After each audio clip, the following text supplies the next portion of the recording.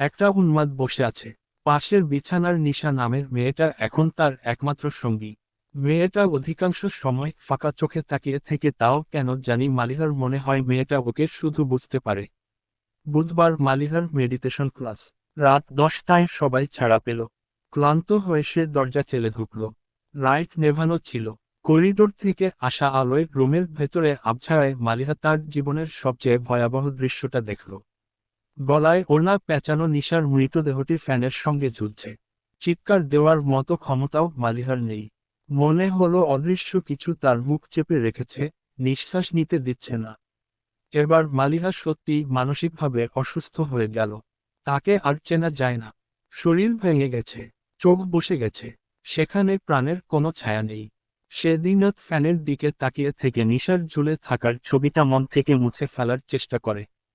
তার মনে হয় যত দিন নিজে ফ্যানে ঝুলে না পড়বে, তত দিন এই ছবি মন থেকে যাবে না। মনে মনে ভাবে, আচ্ছা স্বামী কি জানে যে সে এখানে বন্দী? জানলে নিশ্চয়ই সে তাকে উদ্ধার করে নিয়ে যেতে আসত। স্বামীর জন্য অপেক্ষা করার শক্তিও একসময় ফুরিয়ে আসে মালিহার।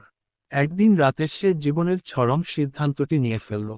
কি আশ্চর্য! সে রাতেই তার চমৎকার ঘুম এলো। সে স্বপ্নে দেখল, অনেক ঝড়ের মধ্যে এক নৌকায় সে আর স্বামী বসে আছে। স্বামী শক্ত করে তার হাত ধরে বলল, hold on to our love. পরদিন খুব ভোরে খালি পায়ে পুনর্বাসন কেন্দ্রের ছাদে ওঠে মালিহা। ভাবছে যদি এখন স্বামীকে দেখতে পেত, জীবনের এই ইচ্ছেটাই তাকে বাঁচিয়ে রেখেছে এখন পর্যন্ত। মালিহার মনের ভেতরে ঝড় ও যুদ্ধ দুটোই। এক সময়ে হেরে যায় সে। সকাল 7টার মধ্যেই পুনর্বাসন কেন্দ্রের সামনের রাস্তায় অনেক ভিড়। সবাই জটলা পাকিয়ে কি যেন একটা দেখছে।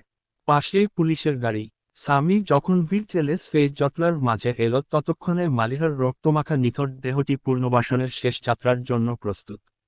পোস্টমর্টেমের কাগজে সই নেওয়ার জন্য পুলিশের তরুণ অফিসারটি এদিক ওদিক ছোটাছুটি করছে।